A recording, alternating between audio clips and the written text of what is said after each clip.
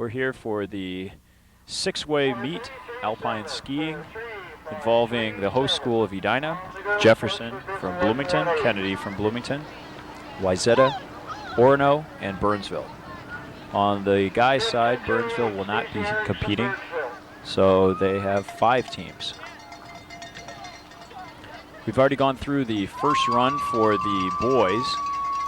The next skier for the boys will be the number 1 skier for Edina, bib number 341, Richardson, T. Richardson. His first run was 25.32. Starting the second run for the boys is Tom Richardson for 341 of Edina.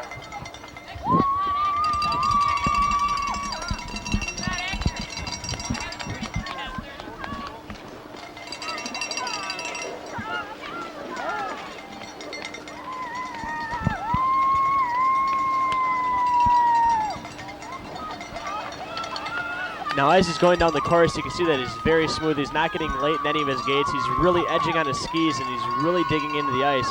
This is a very clean run.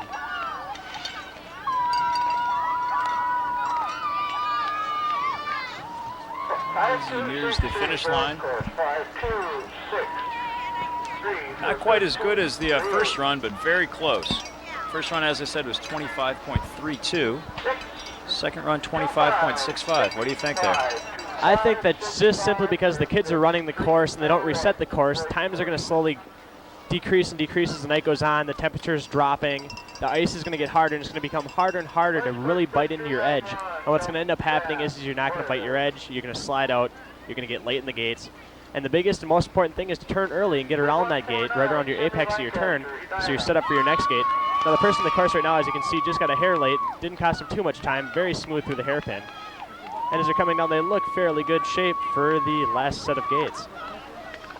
That's a very good point. However, Richardson did not lose that much time as compared to his first run. This is Jeffrey Jans, bib number 391 from Orono. Now you're really going to notice a difference as the night goes on, who the top skiers are. They're going to be the people that are not going to drop that much time as the night goes on. Time of 27.51. His first run was 26.87. Not bad at all. It's going to be a tight race, I think. Just looking over the scores from the first run between Edina, Jefferson is close behind, and possibly Wayzata. Just coming out of the boys' gate is Tom Miller, bib 411 from Wayzata. He's doing a fairly good job as he comes through the hairpin. Really digging in. He's got a pretty good turn. He's kind of jamming into the turns a little bit, and he's losing a little bit of time there, but it shouldn't cost him too much as he comes down. He's being very smooth.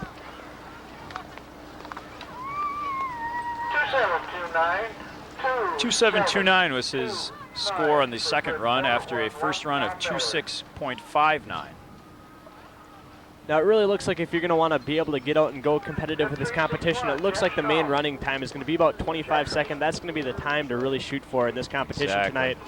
We're probably going to see a lot of 27s and 28s as the night goes on, but that's going to be really the time to shoot for. Now who's up next?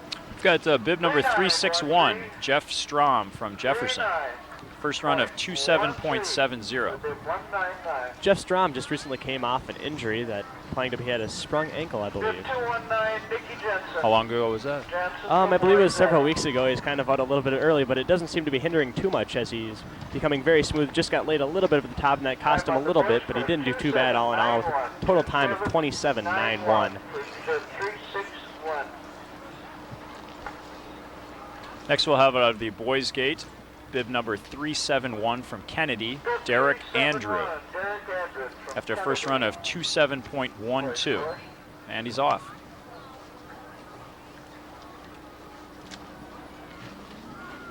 Doing a very good job. He's really laying into the turn and really getting the maximum pressure out of his edges as he heads through the hairpin. Takes that very smoothly. He's not getting late at all. He doesn't seem to be rushing his turns or jamming into his turns. We should probably be looking for about a 26 out of this run if he doesn't mess it up. He's doing a very good job. Very smooth. Possibility here. Total time of 28.01. Not a bad guess there. Yeah, not a bad guess. Next for the boys from Buffalo, bib number 311, Dana Greenwood. First run of 26.14. That was second out of the first runs for all the guys.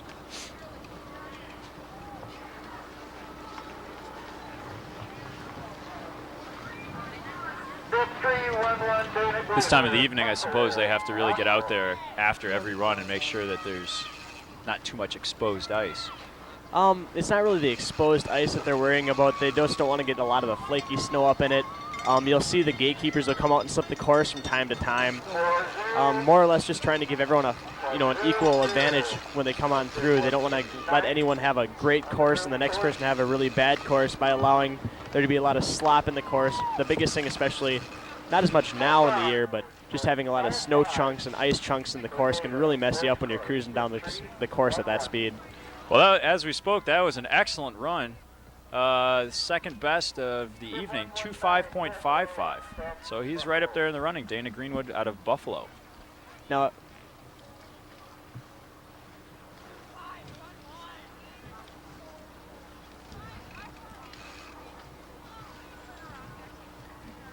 just a little technical note here. As you see on your screen, these two scoreboards are reversed as far as the position on the hill.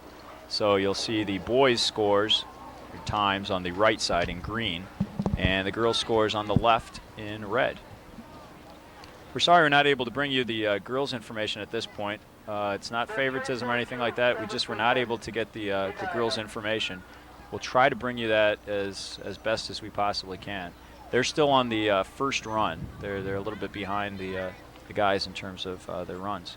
Next we have down the hill for Edina, Kay Goodland, bib number 342. His first run was 26.22. 4254, doing a very good job riding that ski right around. He seems to be fairly smooth, quite comfortable. Ooh, got a little late there and really jammed into that last set of couple gates. But it didn't quite show with his time, with a final time of 25.48. Very remarkable. Very nice.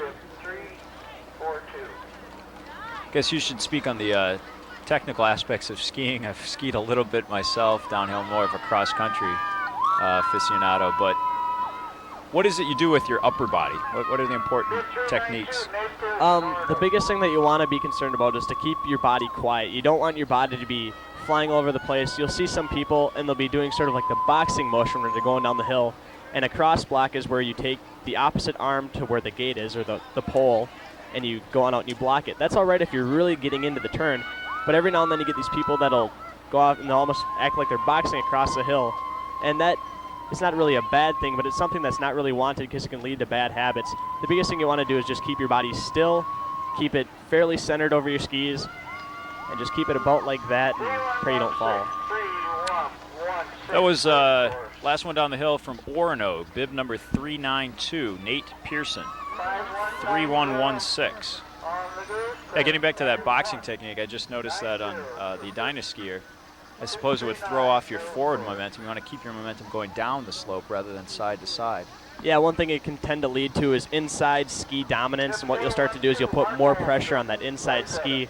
And when you're skiing, especially downhill, the most important thing is when you're in the turn, you want to have a lot of weight on your outside ski because you have more balance if you have it on your outside ski, because if you start to slide out, you can rely on that inside ski to catch you from falling. I see. But if it's on the inside ski, if you slide, you're going to be kissing the snow. That's not what you want to do. Yeah, it's not a good idea. Might taste good, but in competition, no. You want to stay on your feet. Next we have down the hill on the guys' side from Wayzata, bib number 4112. Finishing at 28.22, Mark Wallstrom. And he is from Wayzata.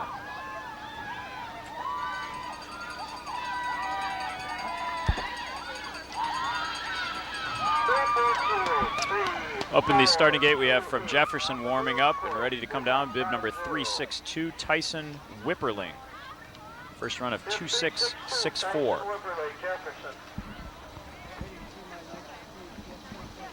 And Tyson comes out of the box.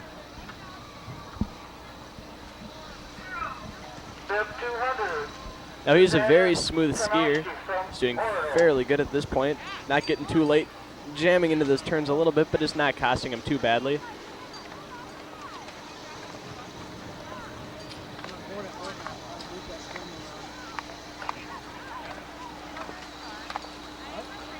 You can see him reaching out at the very end there, trying to trip the eye that goes across, which starts and stops the time, and his total time was 26:36. You'll see a lot of people, they'll throw their pole out when they get down to the bottom. And what they're trying to do is there's an infrared eye that crosses, and when you break the plane, it stops the timing. And what they're trying to do is more or less just break the plane a little bit quicker than everyone else. And is that allowed? Yes, it is allowed.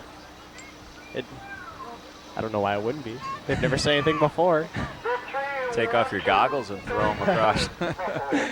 Well, you've gone through all the gates, and the thing is that you can see that you have 3 sets of gates going across the hill. You'll have the far left, then you'll have one going down the center, and then you have one to the right. It's more or less you have to break the plane of the 2. Now, depending on, you're going to go from right to left, and you more or less have to break the plane of the 2, the red and the blue gate, or the blue and the red gate. And you basically, rules say you can go through it any way you want. If you want, you can go down the hill, you can go back up backwards, and then come right back down the hill. But as long as you break the plane of every single one, you've completed your run. That, I believe, down the hill. Thanks for that information. We didn't catch the bib number. Possibly from Kennedy, number 372. Girls course bib 170, Amber Prindle, Jefferson.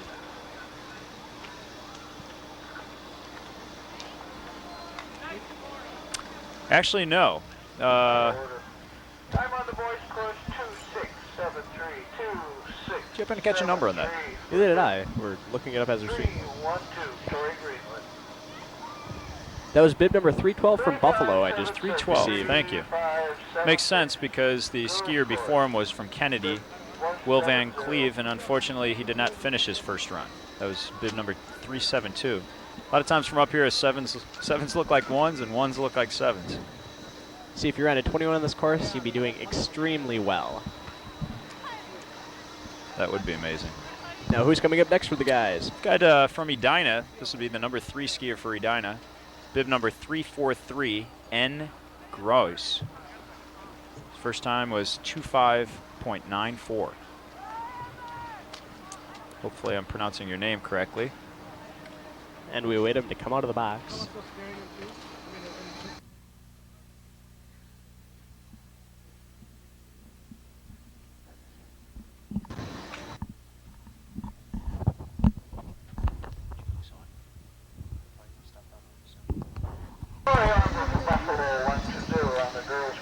As we were talking about before, the Kennedy skier did not finish, and I'm not sure about the rules once again, so I'll pass it over to you. Do they not run a second time, or? They're still allowed to run the second time. It just comes down to that the team is broken up. It is a team sport. Numbers are combined in terms of you take the total times, run first run, second run, and I believe it's the top 8 that they take the times, add them up, there you get your finish. I see. So, you know, you have your team and your whole, just add them all up. Oh, would Kennedy then have the option of not including that first that did not finish? Correct. And move everybody else up one? Most likely they would not count them because, he did not finish. You do not get a time for it, so you don't get the option of doing anything like that. It's a time of 26.07 after a first run of 25.94. That was N. Groys from Edina. Next in the box, we have from Orono, 393, Pat Lytle. After a first run of 32.28.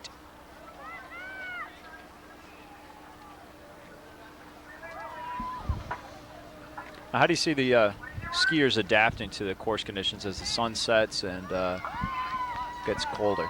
Well, as for the actual adaptation, there isn't going to be that much. The only thing that is going to happen is the ice is going to harden.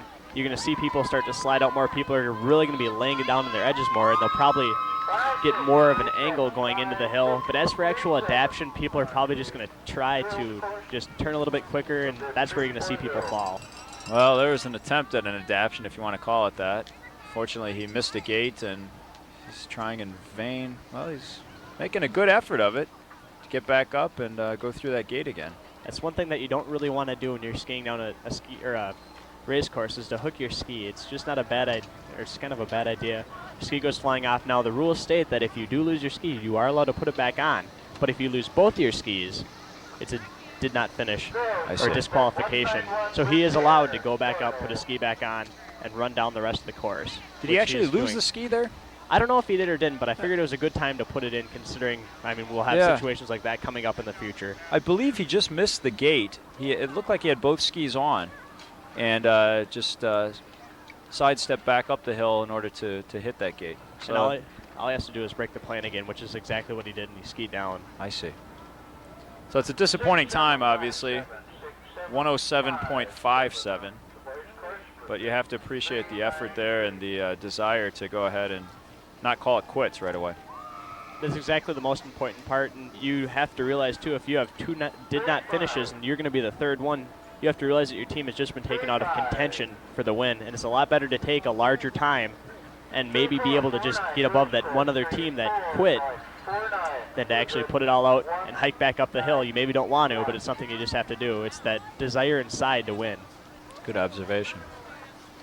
Next in the boys box, we have from Wayzata, bib number 413, Matt Hartranft.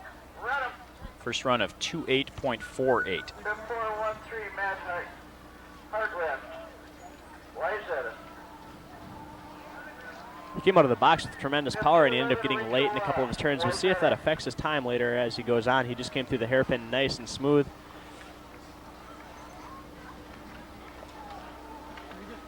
It is turning out to be a half-foot decent run. We'll see what his final time is. He finishes up the last couple sets of gates. He has a final time of 28.86. With bib 413, boys course. Next on the boys side, we have from Jefferson, bib number 363, Mike Peters. 2929, girls course, 2929. On the girls course.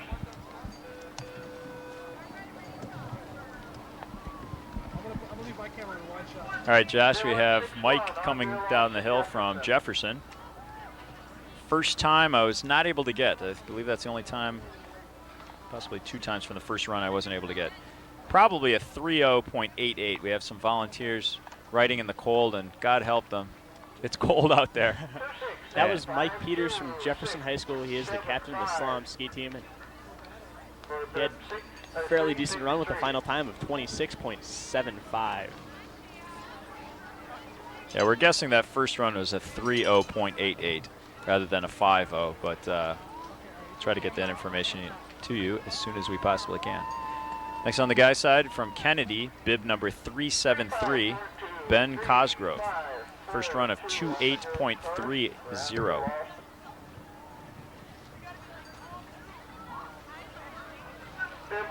So as we can see on the course, Josh, you have people running out, standing at various spots along. Those are the gatekeepers? Those are the gatekeepers, and they're also officials out there too. Their primary source for the gatekeepers to go on out. If a gate breaks, their job to replace it, slip the course, and various other duties like that, just to keep the course in an operating manner. As for the officials, it's their job to go out and they just say, okay, you broke the plane, especially when they fall, they have to make the decision, okay, you know, do you have to go back to this gate? Did you break that gate plane or did you not break the gate plane? And also the gatekeepers are allowed to say, okay, you have to go back up to that gate. You missed that one, just to help them out. Because if you're falling and you're sliding down the hill, you're obviously not going to know exactly which gates you missed and didn't miss. Much more important things like getting up. That's on sort of your an mind. important thing.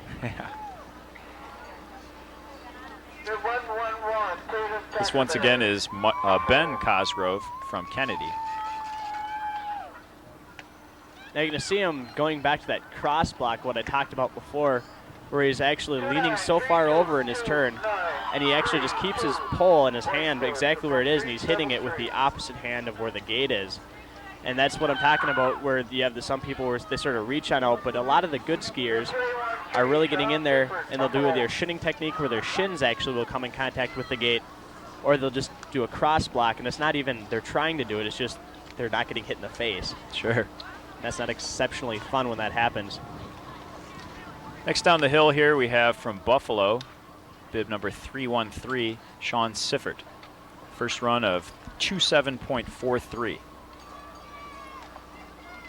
As he's coming down the course, he got a little late in a turn up at the top and cost him some time, but we'll see as he's coming on down. He finished his run fairly decent, and his total time is 28.16 for his second run.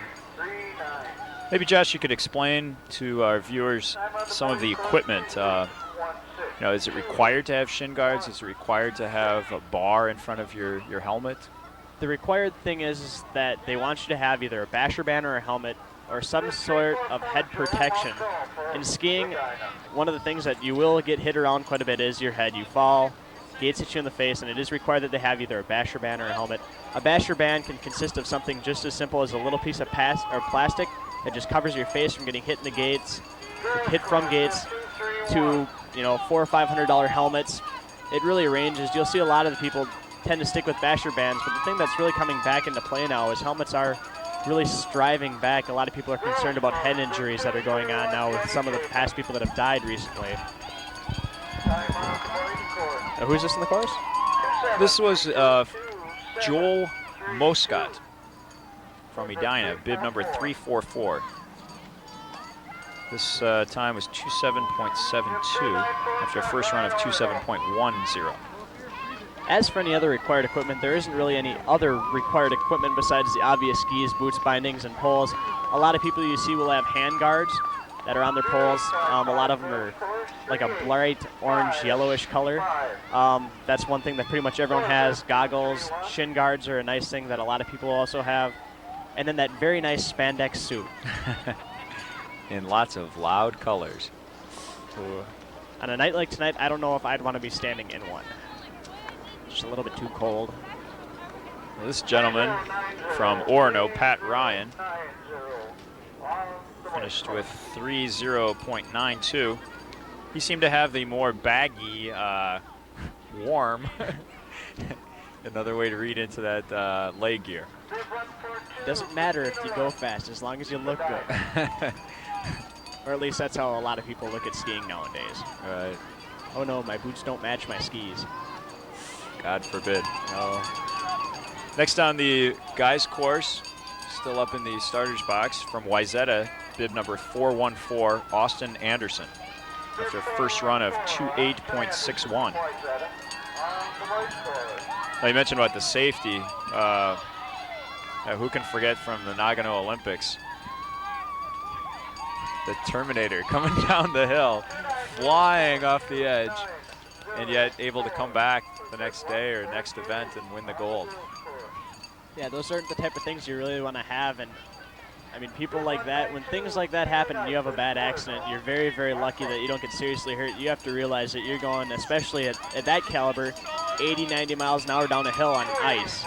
And as we all know, ice is like concrete. It's just like getting thrown out of a car when you hit that. It's not something to play around with. It's a very good idea to have safety equipment such as a helmet when you're skiing.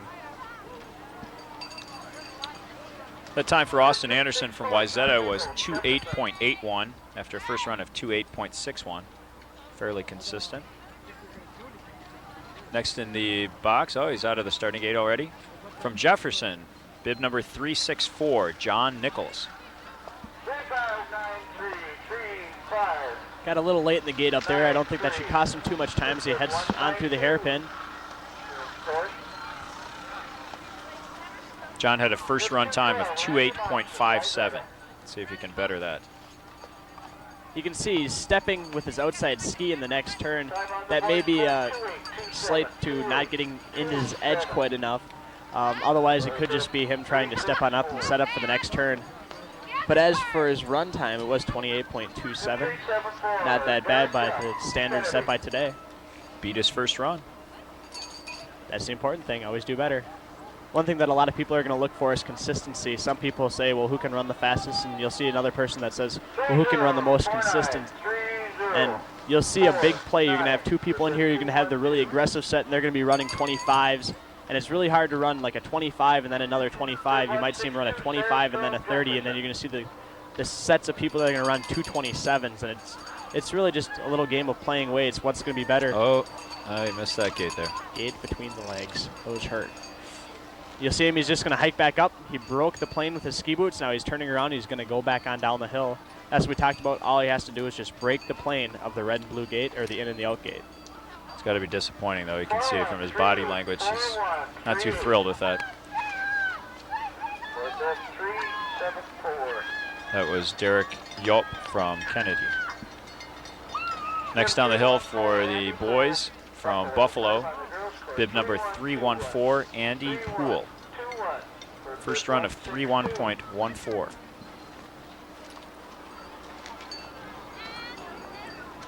Bib 172, Molly on Kennedy. Kind of bobble the ski a little bit there. Another big important thing is to always keep your skis in contact with the snow. It's one of those things where if your whole ski is on the ground, you're going to have more edge, you're going to have more contact with the ice, and you're going to be able to bite in a little bit better. Got a little bit late, and we'll see what his final time is, and it looks like it's going to be 30.95. So that's the end of the first 4 skiers from each team. We're now beginning with the 5th skier. Now each team is allowed to run 10 individuals, and that changes for when they go to state. That'll be 12. And also, the Mankato Invitational will have a total of 20 skiers from each team. Is that the biggest in the state? It's not really the biggest in the state. It's just another race that they've added for the high schools to get on out and race. It plays no effect in terms of who's going to state. I see. The skier from Edina is bib number 345, A. Darbut. His first run was 27.46. And as you see him cross the line, his final time was 27.19, and he was from Edina with a bib number of 345. Next down the hill from Orono, bib number 395, Adam Freres. Was not able to view the first run, but had quite a high time of 63 seconds, .19. Most likely had a little problem and had to spin around and hike back up and go up a gate. And that's where you're going to really see the determination of the skiers, if they got back up and if they went back up. And that's really going to show who really wants to win. I mean, it comes down to, in races a lot of times, who got up the quickest, who hiked up the hill the quickest, and who went down the quickest. It's not just who overall was fastest. It really is a team sport like any other sport, like football or baseball or hockey. Bib 232, Stephanie Anderson, Bridgewood. All the boys close to record 395, Adam. Now, as you can see, he's doing a wedge in his turn, and that's either due to a lack of speed or getting a little uncomfortable due to the course getting icy. And as we can see, the course is getting a lot icy as it goes through the night. The ruts that have been formed are getting pushed out even farther, and it's going to be a lot harder for these people to really get in an edge. And his final time of 37.14. 4.3 actually. Or 4.3, excuse me. Well, a vast improvement on the first time. Almost halved it. Next we have down the hill from Wayzata, bib number 415. We only have a last name here, Tripoto. First run time of 26.46. Very smooth in the course. Looking nice. Got a tad bit late, that shouldn't play much of an effect. Oh, that's going to cost him. I don't know if he tagged a gate or what exactly did when he went through the hairpin. He sort of lost it a little bit. You saw one ski go up in the air. Luckily, he didn't lose it, and we'll see how he bears out. Oh. Still not a bad run with 27.27. Looks like he was going to, well, he did lose his balance, but was able to maintain his composure and stay on his feet. 27.27 after a first run of 26.46. This is the number 5 skier for Wayzata. As they're standing up in the starting ramp, I know exactly how it feels. You hear the cowbells ringing, and the person up to you that's running the gate says, okay, you can take your run now. And you're sitting here thinking, oh my God, am I going to break it or not? Your whole nerves just get up, and then as soon as you hit the course, as soon as you take your kickstart and break through the wand, it's just like pure heaven up there. It's all peaceful. You don't hear anything, and all you're doing is you're just focused on getting around the next gate, and it's one of the most exhilarating feelings that I've ever felt. Coming up next, we have Chris Schlickert from Jefferson, bib number 365, with his first run of 29.76. Now you really notice with Chris that he really has that shinning technique where you watch that the gate is getting hit by his shins and not as much by his pole guards. Not as much right now, but on the upper part of the course he was doing it. He's a perfect example of it. Yeah, you can see it's getting to look more like a luge run. Got the walls built up, and That's how really does that what, affect them? that will affect them. What they're going to try to do is they'll come through and slip the course and try to break those up. But, I mean, when you get an icy course like that, a lot of the less experienced skiers will bank off those, and instead of carving through the ice, they'll just sort of kind of bank around it, kind of ride them around. It'll cost them a little bit of time, but it's a lot better than falling and flying way out of the way. And it's like a safety mechanism. They can rely back on that if they start sliding out in their turn, and it'll get them, and it'll set them up late for their next turn, but it is better than falling. Stay in the chute, but yeah, you'd take more of the turns too wide, I would imagine, rather than staying straight down the line of the slope. Well, it's going to take you a lot longer to make that turn. You're going to get farther down the hill, and you're going to have to shoot across harder. You're going to have to turn harder. And when you're turning, it's basically speed control. So you're going to be losing speed, and then you're going to have to make an even tighter turn the next time around to make the next gate, and you're going to keep on losing speed. And the person that's going to have the fastest run is going to be the person that's going to be closest to the gate, that's going to be carving their ski on the ice the most. And that can do it without falling. Sure. It's always the added factor. Right here we have from Kennedy, bib number 375, John Elm. First run of 30.81. And he finishes with 31.43. They see the blue streak going across the hill. That is the infrared eye that does stop the timing. If you're wondering how it starts, up at top they have a wand that has a magnetic piece that's built onto it. And when the wand is on a pivot hinge, it'll break away from the base unit, and then as soon as that happens, the timer is started, and it's placed down by your shin area. So what you do is you'll do something called a kickstart. You're on a flat piece of ground, and then it goes down into a little bit steeper area. What you'll do is you rock back and forth, kick up, and then you try to pivot your body so your body's going down the hill, but the wand is behind you, and then your feet are the last thing to break the plane Tricks of it. of the trade. And that is what I keep on referring to as a kickstart. This is Adam Poole from Buffalo, bib number 315. Not able to get a time from his first run.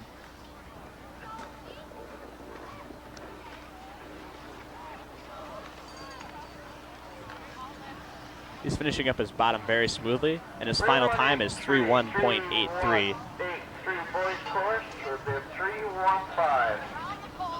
So we'll begin the Group 6 skiers. In other words, the 6th skier from each side. Beginning with Edina again, bib number 346, K. Kotopos. First time of 28.86. I think it's required for skiing that you either have a very, very odd last name or a last name with a story. We have Tomba, Peekaboo Street, the list goes on and on. I was an exchange student in Italy, and I got to meet Tomba's coach. Not Tomba himself, but he had a problem saying in Italian, sono una bestia, which means I am a beast. A lot of people have misheard it and thought he said something else. His time was 29.45. The tricks of the trade. Next down the slope for the guys, out of Orono, bib number 396, Kellen Ilse. The first run of 30.75. Now this is what I was talking about before. The gatekeeper is out there and is slipping those ruts, or slipping them out from the course, making it so there's more ice showing. And as what's going to happen is they'll keep on digging down into that ice, and it more or less forms up into a solid rut like we talked about before, making it look like a giant luge course going down the hill. See a little bit of side slipping there, trying to maintain the center of that path. And that really is the thing, is trying to get the maximum edge out of your ski. And it's not necessarily a thing of who's better, who's worse, but it's a lot of it's psychological. Some people can go out and they can do it in practice, but it really comes out. If you can do it in the race, that's really the ultimate test. You have a lot more stress when you're out here. You only get 2 runs. Like when you're out at practice and you have time trials, if you fall, you have the reassurance that it's not the end of life. But out here it is. It is interesting to be able to see the infrared lights now that the sun has gone down a bit. Now, I know a lot of them. I don't know if it's actually being able to see the lights, but I know they usually have a light bulb right below it, so it shines across. I see. I honestly don't know what they do for high school. Now this is Wayzata's skier, bib number 416, Tony Sereupa. Once again, the Last name with a story. Very smooth through the last set.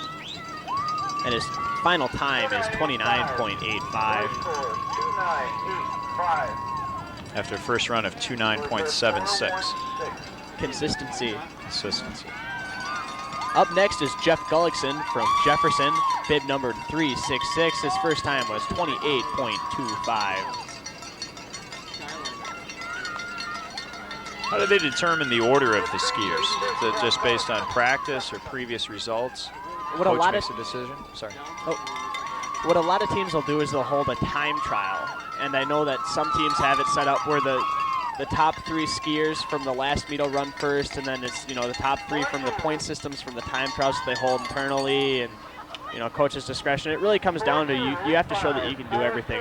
If you don't show up for dry land, obviously you're not going to have as good of an edge. And they want to see someone that's always there, always supporting the team, and that can also ski. But it really comes down to the team's interpersonal workings. I know a lot of it plays on time trials and then how good you do in practice. Jeff Gullickson's final time was 29.40. He was from Jefferson with bib 366. Why don't you explain what dry land is? Dry land training is usually before we have snow on the hills. What happens is team gets together, they'll go out and go through various exercises, including lunges, wall sits, and various other ways just to build up your cardiovascular and leg strength primarily. You also do a lot of upper body, but it's really focused on cardiovascular and legs. Aerobics at all? Or? I have never heard of people doing aerobics, but I wouldn't be surprised Sure if you it is have, used. Josh. Now this next skier is from Kennedy, bib number 376, Anders P. Get the entire last name. First run of 30.52.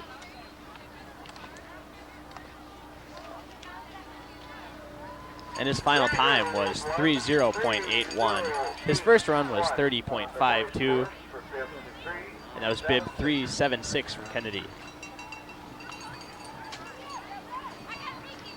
You really notice by the time you hit the bottom of the run, if you get really aggressive, your legs will actually hurt. And you think that if you go out and ski every single day, you'll get used to it and you'll build up leg resistance. But if you really get aggressive in the course, your legs will just be screaming by the time you hit the end of your run. Interesting. 3, 5, 6, 7. It's one thing that you can plan for, but it's just something, it's an oddity that happens from skiing. 3, 5, 6, 7 for bib. This next skier is from Buffalo, bib number 316, Josh Pommier. First run of 30.98. Girls course bib 214. Got a little laid up on top and started to rush into his turns and scrubbed off some speed there, but all in all, not too bad with a final time of 32.57. Yeah, I know the feeling of having legs that are burning at cross-country skiing, running, soccer. You get to muscle fatigue and you're just like, I don't know if I can continue. But I guess it applies to all sports, huh?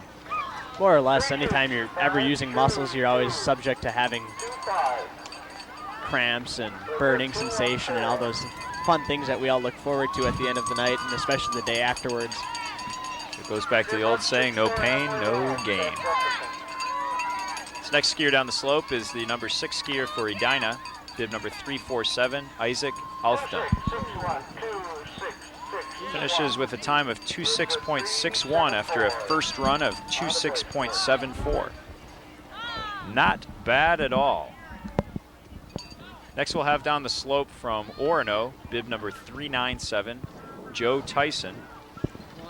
Completed the first run with a time of 36.12.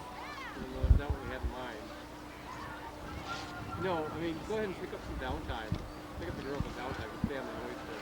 Because if you want to get to the way, otherwise, the downtime going to get her. Once again, the next competitor on the boys' side will be from Orono. And he's out of the starting gate.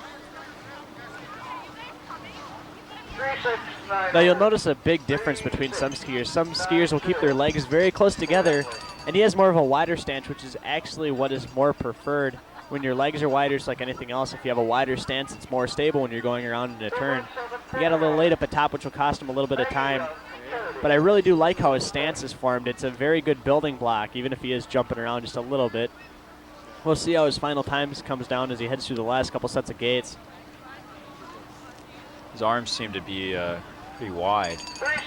Doing far the apart boxing. from his body, yeah. That's one thing that'll really help. A lot of people think it's on top of your body. It's not going to play a crucial factor in your lower body, but everything is. For a lot of people, it's not that, you know, all of your weight is down there. Close to 50% of your weight is up in your chest cavity, and by having your weight or your arms way out to the sides, you know, you can get off balance, or having them too far back and not having your hands out, you know, you start sitting back on your skis and things like that. And it really is a crucial factor. And if your body's swinging around, obviously it's going to start playing around with your hips, which is going to cause your legs to twist. Everything's interconnected in your body. Sure. You're putting more mass outside to the side of your center of gravity, and therefore it's going to throw off your entire balance and also your entire momentum going sideways rather than down the hill. Well, by doing that too, it's going to bring back to that inside ski issue. And balance is pretty much everything when especially when you're on ice. As we know, driving on ice is not fun. Same with skiing.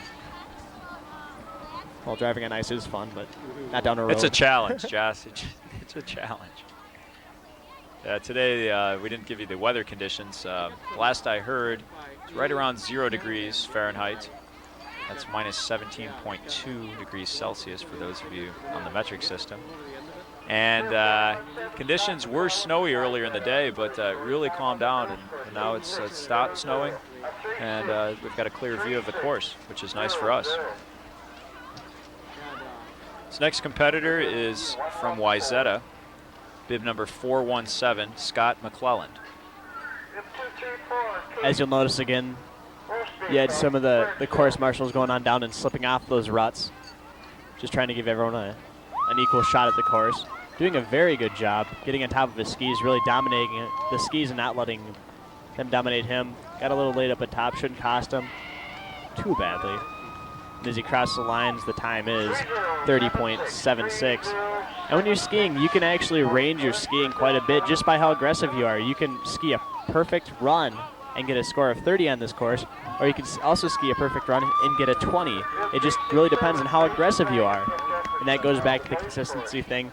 There's the fine line between being too aggressive and really getting a great run and being inconsistent, and being non-aggressive and being very consistent. And it's just a fine line that everyone has to find personally for themselves. We started this meet right around 3:45, and the time now is a few minutes before, or I should say 21 minutes before 6. So I guess they have, what, maybe an hour in between their runs, or? It really depends. Some meets we've been out to that have had, 6 teams out there, we've seen them get done in 2 hours, and we've seen some of them drug out for 6 to 7 to almost 8 hours. Wow. It really depends on the internal mechanisms that people are up at the starting gate when they're supposed to. It's more or less how organized everything is being run, and that really does play a large factor on if the skiers are where they're supposed to be. That last skier that just finished with a time of 28.98 was from Jefferson, bib number of 367. That was Grayson Vangen. His first run was 28.91. And Grayson Vangen is from Jefferson, bib 367. Next competitor is from Kennedy, their rivals, bib number 377, Jake Swedberg. He had a first run time of 30.97. It'll be really interesting to see what happens later in this year, considering Kennedy and Jefferson are so closely matched. They both have a little group of USSA racers, and they both have their group of sophomores and juniors that are really coming on strong. It'll be interesting, especially in the years to come, just how close they are with skiing, and we'll see if it portrays what happened with hockey a couple years ago. Yeah, that's always an interesting matchup. No matter how well or how badly one of the teams is doing, it always brings out the best in them. And it's really nice, too, to see, especially the people down at the bottom. You don't just have it where we're just cheering for Jefferson or we're just cheering for Wayzata. Everyone's always ringing their cowbells. Yeah, that's very nice. It's a very united sport. It's not like we're cheering for just one person, and that's probably helped out by the fact that there's more than 2 teams. But it is a very nice sport, and even when you're just out free skiing, it's a very unified place. If you have a problem, there's always someone there that is out there to help you. It's a good family sport. Bring out the kids. This was the skier from Buffalo. He finishes with a time of 3:4.63. Eric Hicks, bib number 317 from Buffalo, after a first run of 3:4.39. Now we're heading into the 9th set of skiers from each team. Up in the starting gate, we have 3, 4, 8, or excuse me, the 8th set of skiers. And this is bib number 348 with S. Borg. His first time was 28.72. That's a 1-2, actually. Okay. Sorry about that. That's all right. Sean Borg. Now we know what the S stands for. So what do you think of downhill racing, Tony? Hey, it's a great sport. Like I said, I was an exchange student in Italy. I had only downhill skied maybe 2-3 times before I went there. And my host family took me right away to Cortina d'Ampezzo, which is actually it was a resort that was featured in For Your Eyes Only, in the James Bond film. Oh. And that's where all the rich and famous, kind of like our Aspen, I guess you could say. So I skied there, and another time in Austria, and it's kind of difficult to come back to these types of hills where it's basically over in a few seconds. It's still fun, but you spend so much time on the lift that I don't really participate that much in downhill skiing here. Skiing is skiing no matter how you look at it. It's just the length of the run. That's true. We have everything from the shortest elevation of 184 feet to over 1,029 feet, which is up at Lutzen. It really does differ in Minnesota. It's kind of a nice way for that. You can really we have great ski schools out here. Minnesota maybe isn't known for skiing, but it certainly is a good place to ski. Can't argue with that. And I haven't been up to Lutzen yet, so maybe that'll be my next trip. This next skier down the hill is from Orono, bib number 398, Chris Hogg. He had a first run time of 3:4.20.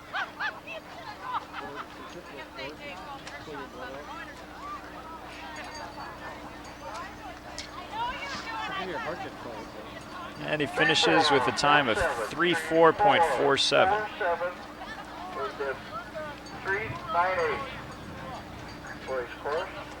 I'd just like to remind you again, we are at Buck Hill, and this is a very great facility to go skiing. They're very noted for their racing program, both in USSA and the developmental teams. I actually went here myself. Did you I really? really enjoyed it. It's a great program to come out to, very friendly, and I learned a lot. Located not too far from the, actually wherever you are in the metro area, just south of the Twin Cities in Burnsville, basically where 35E and 35W meet. You can get there from downtown Minneapolis with good traffic, probably in what, half hour? You can get pretty much anywhere, hour or half hour to 45 minutes, even from the top side of the city. It's a very great place. I mean, it's nice that we have ski areas like this that are located in the cities on Lake Colorado and places like that, where you got to drive a little bit to get out to the far out communities where you can go skiing, where only the diehards live. That last skier down the slope was from Wayzata, bib number 418, Andy Haley. He finished with a time of 3:0.84 after a first run of 3:0.06. Now out of the starting gate is the Jefferson Jaguar skier, bib number 368, James Kummer. First run of 2:8.97. Coming out, just getting just a little late in it. And when I say late, I don't mean way late like some of you are thinking. It really comes down to this is a game of inches. It's inches in the side of the gate if you're going to run over it or not. It's inches around the turn if you're going to be late for your next one.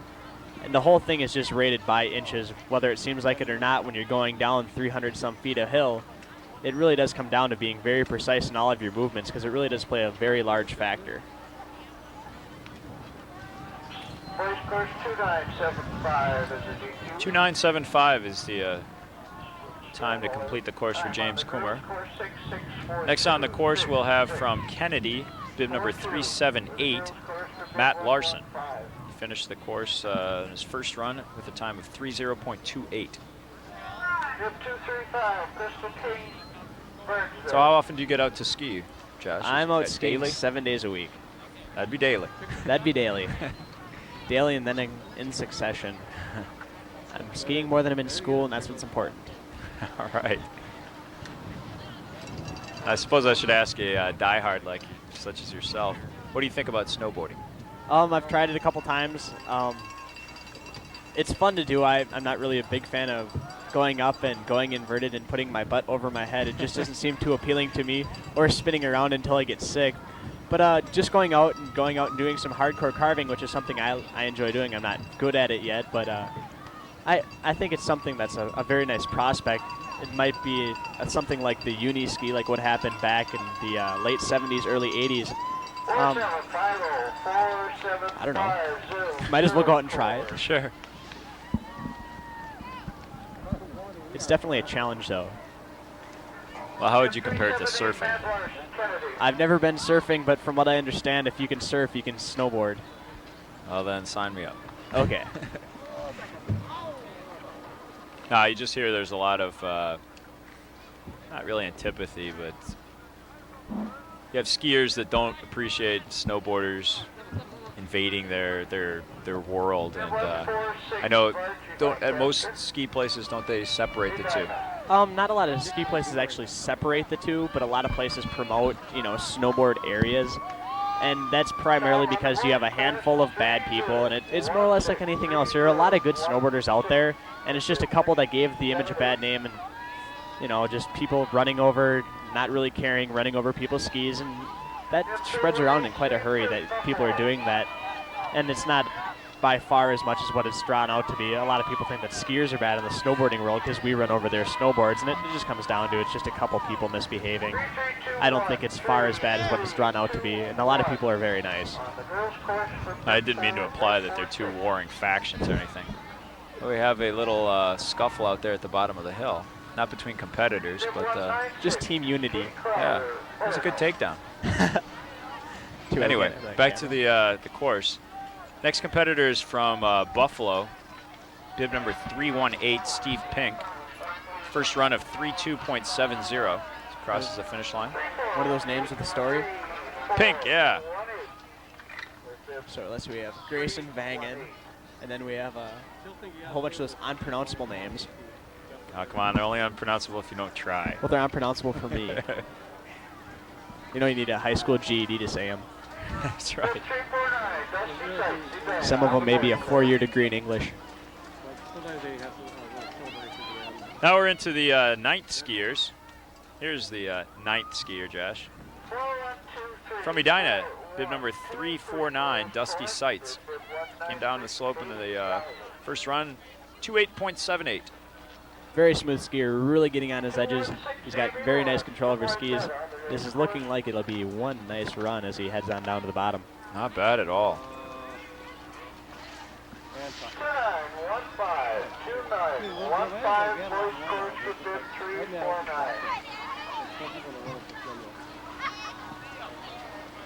15. We're hearing over the loudspeaker 15. 1549. That's impossible. Not impossible, but just very unlikely. Well, now we have our own timers up. It left again. Well, either way, it was a very nice run, and I have to give him credit. I would say maybe 25.49. Yeah, that sounds more about right. The announcer had a 5.49, so we'll go with that. He unofficially. He's maybe wishing it was a 15. Right. Half the times of some of these skiers. Next on the course from Orono, bib number 399, Andreas Hüft. It's a good either Southern German or Austrian name. Now you can see he's a little bit more uncomfortable. Not doing that bad, but you can just see he was going back into his wedge stance in some of those turns. And that's just getting comfortable with the course. It's not anything that's good or bad. It's just how far along you are in your development of skiing. And skiing really is a lifelong sport in terms of you don't really ever stop learning. There's always something else you can learn how to master. Hüft finished that run in a time of 32.64 after first run of 33.41. Next we'll have coming down from Wayzata, bib number 419, Paul Rhoda. First run time of 31.13. 3553 girls course for bib 166.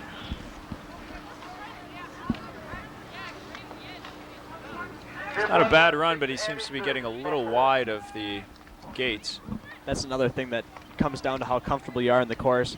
Obviously, the way to get down quicker is to get closer to the gate, and that's just getting comfortable in the course and being comfortable, having your skis going down the hill at 30, 40 miles an hour and going by these little black things that are roughly the size of a silver dollar and not hitting them. And it's kind of odd, especially when you're on ice. I've never tried slalom. That's one thing I have not done. I'd probably sum it up as best organized mayhem. You know what you're doing, you know how to do it, but still you have this uncertainty that's floating over your head. You're just kind of wondering what exactly is going on. Think of rugby when you say organized mayhem, actually. Yeah, you got a point there.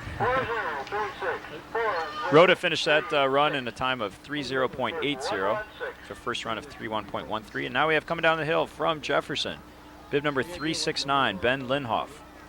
Finished the course on his first run in a time of 2:9.21. Now you can see he wasn't having enough weight on his outside ski, and what was happening is that foot was slipping out.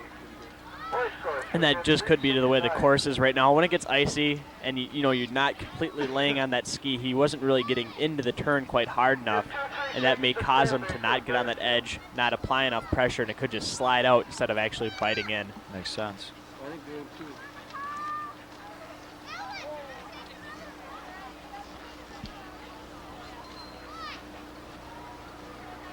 Now we're almost finished with our competitors for the evening. As we said before, we're on the 9th skier for each team. We have only 9 skiers left in the entire event on the boys' side. On the course right now is from Kennedy. Mike Duche. Not quite. Or no, oh. Kennedy. Okay. 379, Charlie Smarrow, I believe is the name. Finished the course in the first run with a time of 3:6.94. As we go back to the organization thing here, it was Mike that just came down the course. I apologize. This goes back to that organization thing where I said it comes down to who's an organization and who's not.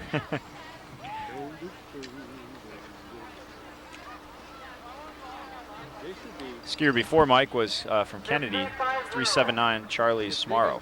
Fortunately, we did not get his time. Now it's probably most likely standing up at the hill or riding up the chairlift, just being late for his run, and his whole team is going, where is he? Now, is he able to still compete? Technically, I do not believe so. I do not know that for sure. If you go out of order, it's changed from year to year. Before they used to assess a penalty, then they said you couldn't run, and then sometimes this and that. And I believe it comes down to that they just make you run behind everyone. You forfeit your spot. I see. He missed the gate here by quite a bit, so he's got a ways to go back up the hill. He went back up. He broke the plane. He did not go around it like he was skiing the course. All you have to do, like I said before, is just break the plane. Now you can hear that slapping noise. That's what's happening is he's getting in there. He's shinning shinning the gate with his shins, and it's coming down. It's slapping on his skis. And that's one of the biggest problems nowadays with racing equipment is the skis are starting, the top lamination layer is starting to chip off. When it's 0 degrees outside and you have a plastic lamination on the top of your skis, plastic is plastic. It breaks. That was Tony Riglis from Edina, bib number 360, at a first run time of 2:8.41. Not quite as good on the second attempt.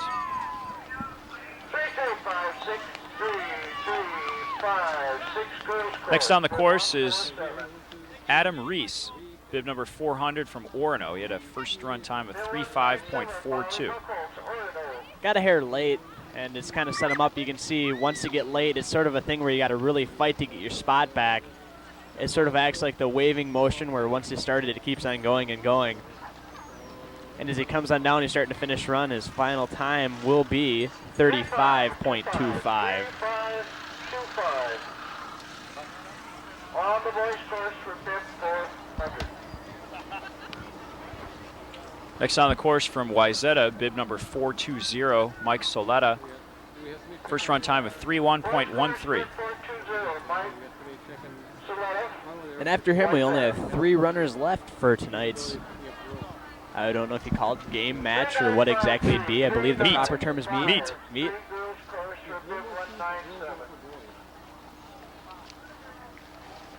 You can really see that the course has really gone to pot. What ruts they had or have gotten slipped out over the night. And it's really getting icy, and it's like anything else. The farther down in ice you dig, the harder it really is. And there comes a point when you come skiing that your edges just cannot dig into the ice anymore, and that's probably what some of the skiers right now are experiencing. His time was 3:0.40. Coming up next, we have bib 370 from Jefferson. This is Ryan Augustine. We do not have a time for his first run. 3711, 37.11 girls course for bib 217. Bib 3626. 167, Jessica Coltman from Jefferson. Seems to be a very tall skier, huh? Ryan, Or no? I don't know if he is that tall or not. This is his first meet for Jefferson, though. 330. And he kicked it off the right way with getting a time of 3:0.83. What year would he be in school? He's a sophomore this year. And I'd like to say congratulations to all of our competitors today. You guys all did very, very well. Just coming out here in this frigid cold wearing your nice tight spandex. I don't know if I'd do it myself. 1 for bib 167. Once again, this is Bloomington Educational Television. We're coming to you from Buck Hill in Burnsville, Minnesota, on a cold and not so windy, but low wind chill night. This event is taking place on January 12th, 1999. Ha, I got the year right. And I have to say I'm 100% in writing my checks with the correct year. I'm only shooting about 25% now. That was Ronnie Crook from Kennedy, bib number 380, the time of 34.34. Now, like I mentioned before, it's really going to be interesting the way our conference is divided right now. A lot of the teams are fairly equal. No one's really taking a commanding lead over anyone. And I'm not just saying for this year. I'm saying, you know, the next 4 years down the road, their whole entire teams. No one really has, you know, a whole bunch of young sophomores that are going out and just really dominating. All the teams are set up very equal. And the next couple of years in slalom skiing will definitely be interesting, especially for the guys. Now, you're not saying that the talent is down, but you're just saying that they're so evenly balanced. Yeah, the talent is not down by any means. It's just that no one has an unfair advantage. Everyone has about the same weapons sitting in their holster for them to use. Hey, that's better. As far as watching a sporting event, I'd much rather see a tight, close game than a one-sided event. That was a time of 3:3.73. That was our last competitor from Buffalo. 320 is his bib number, Ben Tragaskis. So on the boys course, in case there's a rerun. And what they're doing right now is they're just waiting to see if there are any reruns due to people missing their starts and various other things like that. And I guess not. You can see the gatekeepers are out there on cranking the gates. You hear the bells going. It's about the end of the night for us. So it'll be probably a while here before we figure out who is the declared winner. Usually, how long does that take for the judges to figure it out? It sits down and starts adding things like that at 30 to an hour, Wow. roughly. There's a lot of numbers to crunch. And then we also have to wait up. It's not only the guys that ran tonight. We were unable due to technical difficulties to also grab the girls. Had a little clerical problem up here too. We're not trying to be biased by any means, but just had a little bit of a problem. That's how things go, though. We do sincerely apologize for that. The boys' event began a little bit earlier, and that's why we picked up on that. And decided we need this information ASAP. And then if we can get the girls' information. Unfortunately, once again, it comes down to organization, Josh. And they weren't able to fax us the lineups or anything. There we have on the girls' course, the competitor fell. Hopefully she's going to be okay. They have somebody running up the slope to check on her. Currently, the course on the girls' course is runner 148. And she is from Edina, I do believe. Looks like she's up. See, she's upset with course of events.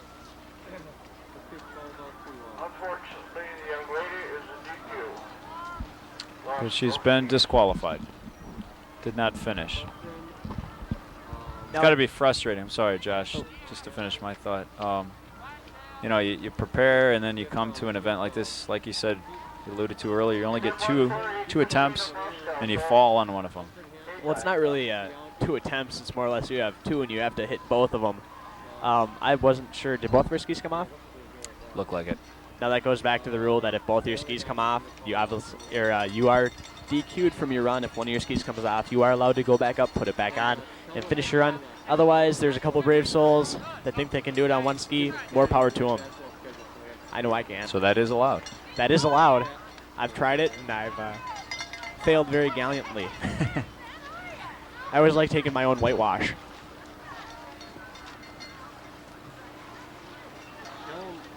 3, 2, 3, 4. 3, 2, 3, 4. Bib 148. That was bib 148. We don't have a name, unfortunately.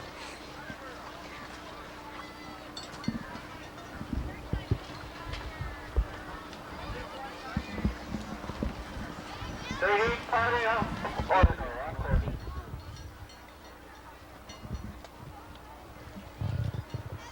There will be a jury meeting after the race up in the race headquarters.